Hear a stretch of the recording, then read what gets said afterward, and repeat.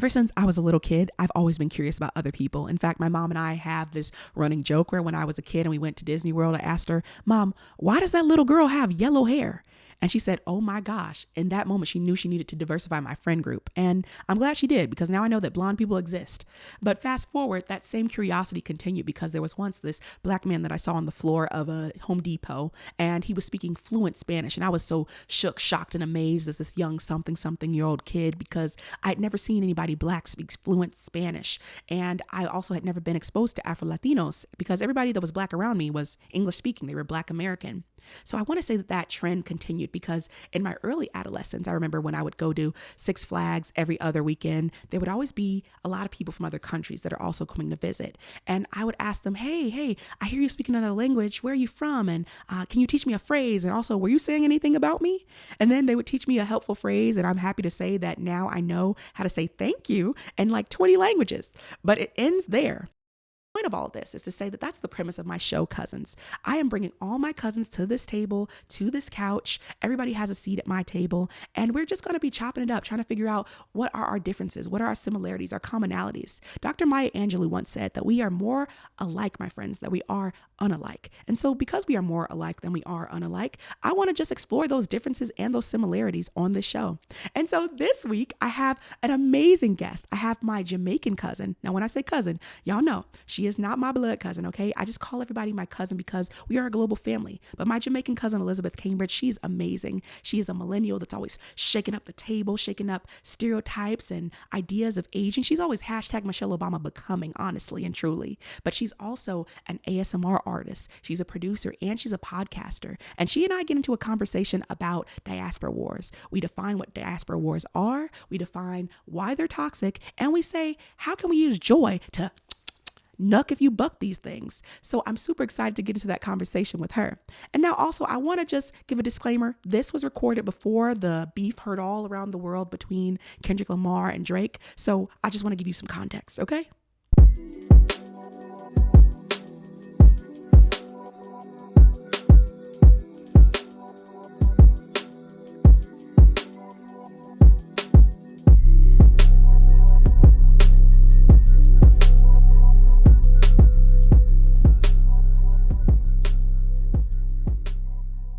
Welcome, y'all, to the Cousins Podcast. I'm your host, Brianna, aka Beyonce Garrett. And today I have a very special guest in the room with me. Y'all, it is my cousin, Elizabeth Cambridge. Now, as y'all know on the Cousins Podcast, these aren't my actual blood cousins, but we should have been. But, you know, a little thing called colonialism stopped that. Yeah. But we are here today because we're talking about, what, diaspora wars? Yes. Yeah, we're talking about diaspora wars. And part of the reason for this podcast is because we want to have conversations as members of the diaspora, as members of the African diaspora. Community. Okay? Yes. We're trying to literally, what is it, Jambo? During Oh, Kwanzaa, yes, I think? yes. I think that's... Or Umoja. Oh, Umoja. Okay. Or Jambo. Okay. I think it's Umoja. I think Jambo is how you say hello. But don't quote me. My Tanzanian cousins, I'm sorry. My Kenyan cousins, I'm sorry. I'm working on my Swahili. I'm going to get it together. Yes. But today I was just so curious about like this idea of, what is we call it, diaspora wars, where they come from, how we can end them, and specifically how Black joy could be the apparatus through which we shut all those diaspora wars down. And that's the concept of Cousins, y'all. We're here to kiki, we're here to laugh and have fun. We're here to shut down diaspora wars one laugh at a time. So hopefully you and I can have a fun time. Yeah. You know, if we got to call some people out, call the community in, I hope that we can do that together. Yes, right? yes, together. But anyway, y'all want to know who my cousin is. This is my cousin, Elizabeth Cambridge. She is a writer. She is that girl. She is a producer. She's also the host of her original podcast. What's it called? Random Conversations with Elizabeth. Random Conversations with Elizabeth, where y'all talk about what types of things? Anything. I talk to interesting strangers about how and why they live their lives. Just sort of getting that it's solving the question of why. Why'd you get up? What are you doing? Why? I'm just curious and I'm nosy. So yeah. Okay. So you like to be in people's business. Yes. Oh my gosh. That's exactly what we're going to do today. I'm going to be in your business. Oh. I'm literally so excited. So first of all, because we are cousins and you know, I'm representing like MLK Black. I am Black American. That's how I identify. Who you repping and how do you identify? Okay. So, I call myself a Jamaican. I'm second generation Jamaican. My mother's Jamaican. My father is African American.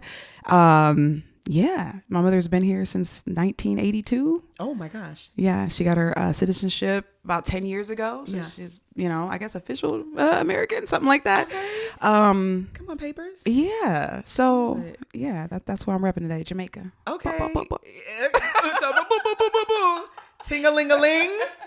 Oh. School. Oh God. See, okay, so your people gonna get mad. This is the thing. I can understand patois, but I cannot. I can't, not that I can't, I don't know, it's like a mental block. I feel like it's being like disrespectful. And then also Jamaicans are like really will judge you for that type of stuff. So it's just like, that's crazy because I think like Chet Hanks.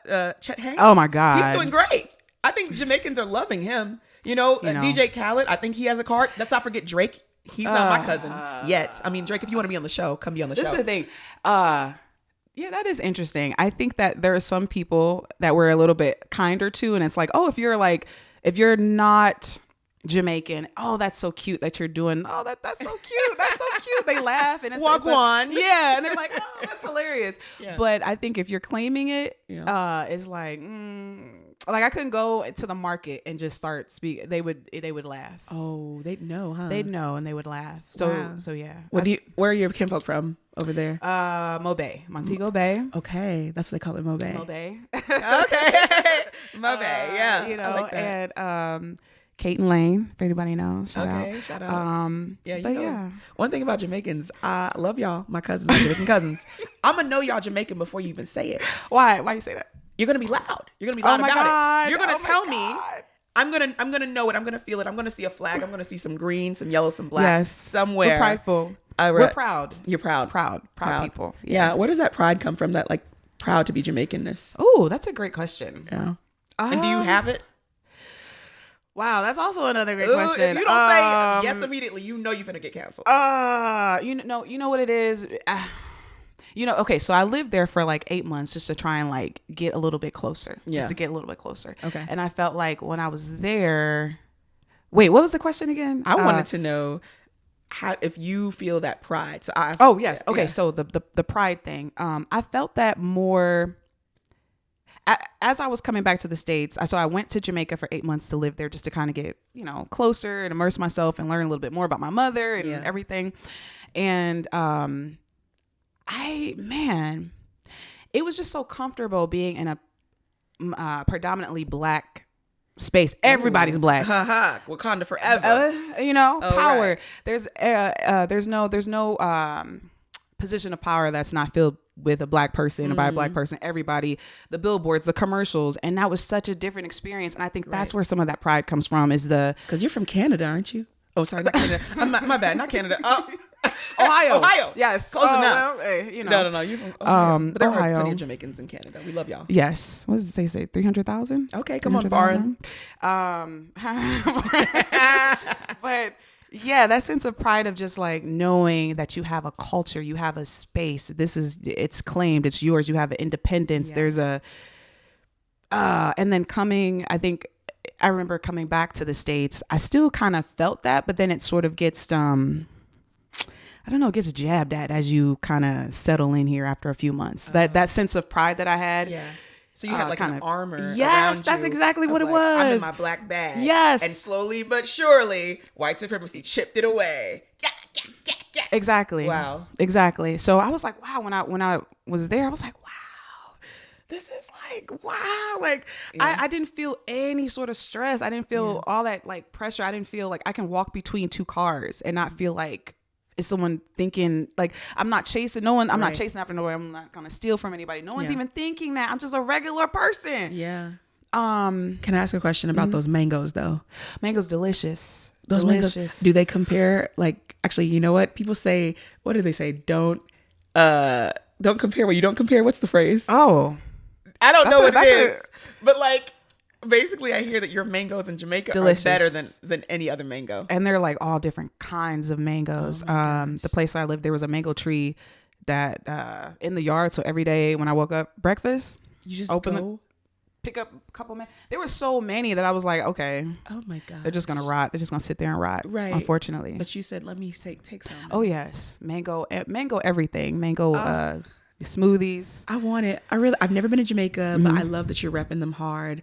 I love Jamaica, and we love y'all Jamaican cousins. Okay, Boop, boop, boop. so yeah, there we go. my baby boop boop boop. Literally, I love the boop boop boop. So here's the part where we're sharing love, we're sharing joy, we're sharing Black joy, if you will, and we're talking a little bit about these diasporas that we sometimes have between our communities, and not necessarily just the Jamaican or Jamaican American and Black American or African American communities, things like that. Like, what do you think about diaspora wars? How would you define it, first of all? How would you define a diaspora war? Yeah. I think it's like a huge pot of misunderstanding. Now, I knew Elizabeth was going to drop bars. I just didn't know she was going to drop bars that quickly and that hard. But I truly invited the right one on the show. A misunderstanding and just ignorance. And not that, like, but literal ignorance of like, oh, I thought it was like the lack of knowledge. Yes. Like really not knowing, not having access to that. Yeah. I felt like that was for a lot of, Jamaicans. I feel like there's a certain, I don't know, you have certain expectations of the U.S. and the people there and what it looks like. And, you come here and you're like, oh, okay. Yeah. Well, how were you taught to like enter American culture from a Jamaican perspective at home? Ooh. Girl, you can say it. We're cousins here. I'm not going to remove you from the family. That's why I invited you on the show. It's like, it's always sort of remaining polite. It's a what is that called? Politics. Respectability politics? Maybe a little bit of that, but like, it's very like, Yeah, how would you describe it? Are you saying like your mother or your mother, father? I'd say my mother, more so my mother, of just like always making sure you're behaving a certain way that is not like associated with with certain Blackness or but she they got here, and I think that just again the lack of understanding her surroundings and like other Black people, Black Americans here. Right. I think the go-to is just like, oh, they're like lazy and like they're not about anything, they're not educated, and don't be like them, don't do that, don't wear your clothes like that, don't do all these little things, don't eat on the porch. I remember she's like, don't be doing that, don't eat on the porch, because that's like ghetto. It's like ghetto. Okay. So yeah, there was a lot of like sort of just being mindful of like how you are all the time, prim and proper, I guess. Now, Elizabeth's comments didn't strike me as particularly unique, right? Because we know that in America, immigrant identity can be influenced and shaped and predicated on the proximity to power, the distance from disenfranchisement, etc., and the disenfranchised.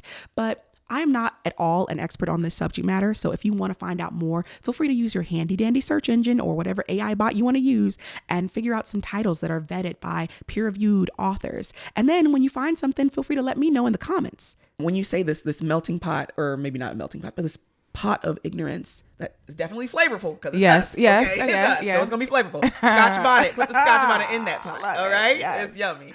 But I think that one of those ways to dispel the endless, it seems, diaspora wars is to really have conversations like this where we're just kikiing, we're just talking, we're talking about random things with Elizabeth. Oh my gosh, plugging your podcast. Boom, boom, boom. Boom, boom, boom. Okay. I think the same thing. I think that's true. I think things have gotten better. I was just talking to my mom before here. I was like, you think there's still a lot of infighting? And I'm like, she's like, I don't think so. I don't think so at all. And I think, gosh, TikTok. I feel so old. Let's talk about that. Yeah. Because the internet be metastasizing some of these problems that it's like, these were dormant. I thought we let that go. Yes. I thought we were fine. I remember there was a couple months ago, there was like this, like, I don't know, song, and like people were doing this motion, like with their hand, like lifting it up and down. And they were saying like, don't confuse me with, African American, like don't say I'm African American, or don't say I'm Black American when I'm Haitian American or something like that. Oh. And, or I'm from another part of the diaspora. And we're seeing in the comments, they're like, yo, at the end of the day, when you put this hand and my hand out, how are we going to know what nationality are we from? No. But that isn't to minimize the differences in us, because we can appreciate the differences. Like, I appreciate the fact that you created, and I say you, like the Jamaican community has created a beautiful culture, a beautiful country, and it's come to America and has also influenced that country. Thank you for hip hop Jamaica and Black Americans and Puerto Ricans as well. Yes. So thank you. Boom. We can appreciate that. Yeah. But I think sometimes we get out of hand and we start, saying like but you don't know your culture, you don't know your history. What do you have you ever participated in one of that? these diaspora wars or heard a diaspora war, and like what was some of the things you heard? Oh, a diaspora war. Or a battle, if you will, because I feel like the war sometimes goes. It depends on where we are socially. Like 2020, we're all like for the people, Yes, to freedom, yeah, okay, yeah. but and maybe there is a little bit of truth to it. Maybe I could do a little bit more research, but I do hear a lot of like, well, Jamaicans and a lot of Black immigrants, they like, I feel like Black Americans, from what I've heard, I've heard Black Americans are like, we civil rights, like we did this thing, we fought, we blood, sweat, and tears, and then all these immigrants come over, and like they're the ones getting the access to all these things that we should have had. And I feel like sometimes I do hear that a lot, and I don't know, there might be a little bit of truth to that, I think. Aid and other things that maybe I don't know, go to other immigrants, Black immigrants. We gotta think about those statistics. We gotta think about history too. I'm like, I think it's a beautiful thing to be Black. Universally, I love us. Everywhere we go, I love us. But I think we have different circumstances. Again, those differences, like how you were saying, if you're in a country where everybody look like you might have a different view of yourself. You might have a different view of power. You're like, well, I'm used to a doctor being Black. Because that's what we had. Exactly. Proximity. And then I think when you come into this larger country, in terms of size, for real, you have people that are part of a minority and have had to do as much as possible to get equal rights in the way. Yes. Yeah. But then I think I was gonna say, okay, this is super general, but I feel like sometimes maybe mostly in the past, but I feel like when Black Americans I feel like there's a link. There's always a missing link that they're trying, that Black, including me, because I was born here, trying to find. Like they're trying to get this missing What's piece. the link? We trying to find the one piece. I feel like it's like, a connection to other Blackness, other kinds of Blackness. Like, I want to go to Africa. I want to go to Jamaica. I want to go all these different places to find that sense of like of belonging, home and belonging. This is what I'm thinking. Yeah. But I think that sometimes when Black Americans are presented with other forms, other types of Blackness, they're just like, ugh. It's a rejection. I feel like sometimes it's like or maybe mostly in the past, it's like an immediate rejection. I feel like, of like, oh, y'all do that. That's not how, like, sometimes I'm like, Blackness is not just one thing, one story. Yeah. I completely agree with Elizabeth. Blackness is expansive and beautiful, just as humanity is expansive and beautiful. And that's why I make this show. I want to make sure that all the cousins feel welcomed on this show. So this is a space for the alternative cousins, for the disabled cousins, for the queer cousins, for the neurodivergent cousins. Everybody and their mama is welcome on this couch. And I stand on that business. We interrupt this podcast to give y'all a game in the middle of the podcast. Yes, we know. But we said Blackness is not about one thing, one story, etc. So I want us to think together as cousins on how to actually just defeat these diaspora wars. How can you and I, one laugh at a time, shut down these diaspora wars, girl? What are like 5 things? We'll go back and forth. You give me one idea, I'll give you another, and we'll see what comes of it. Colorism. Colorism. I think if we can stop the bleaching among us, the bleaching amongst the community, that would be great. Yes. It looks crazy. You look crazy if you are bleaching out here. You look bleach up.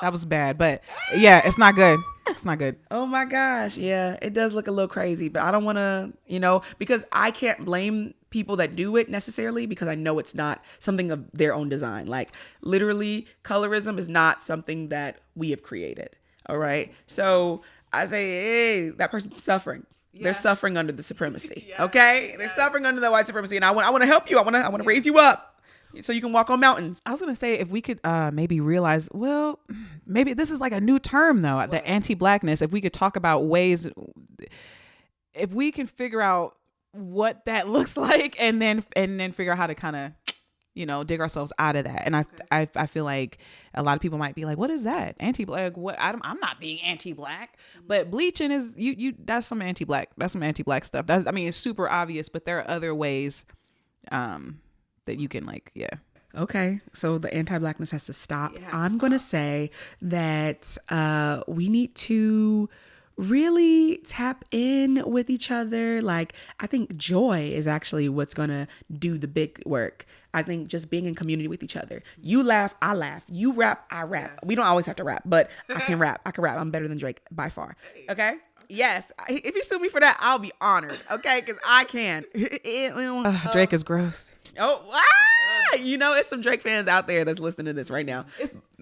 Oh, okay. You don't want to talk on that. I was gonna say it's the younger. Is it the thanks that they get for putting you on?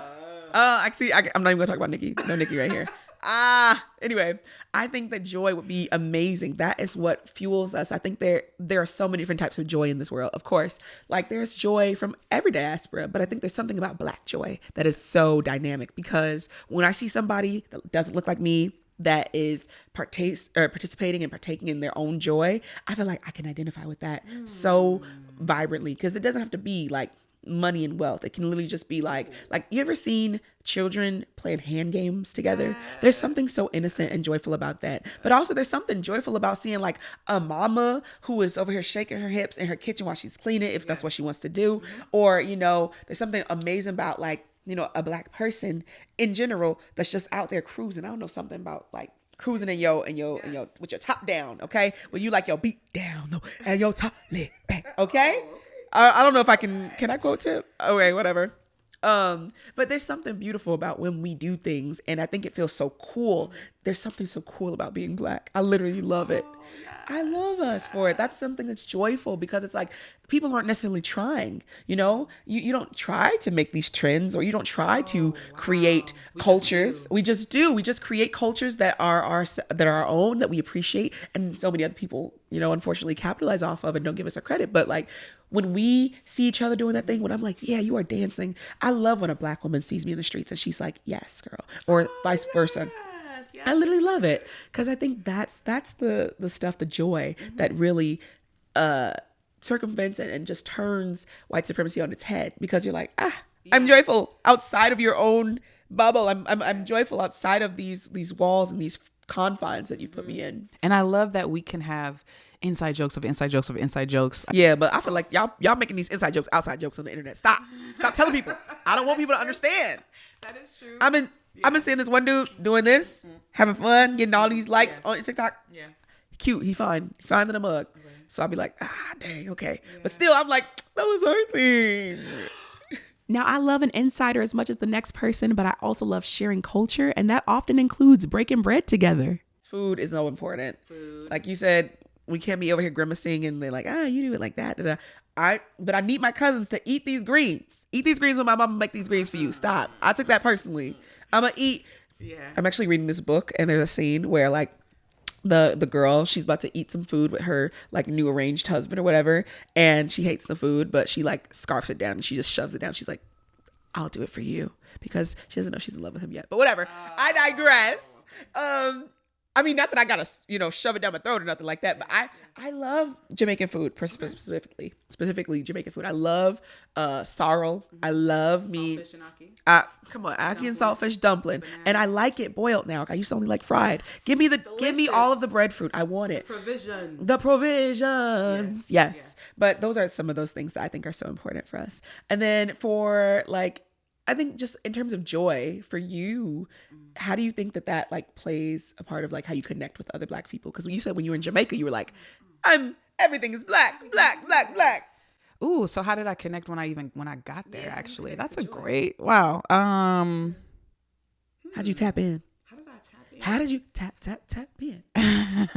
Music. I think like I would go to a lot of the Rasta events, and you know, I am a partaker. I smoke weed, y'all. I love the weed, but I would go to the Rasta events and just vibe out and listen to. You got it. But no, I would go to the Rasta events, and it just music and the vibe was just so nice. I was like, that is a space, like I can dance, but I'm not gonna be whining. You know, yeah. So getting into that space, I was like, okay, that's a little too intimidating. Let me find a lane for myself, and I'm like, and stick in it.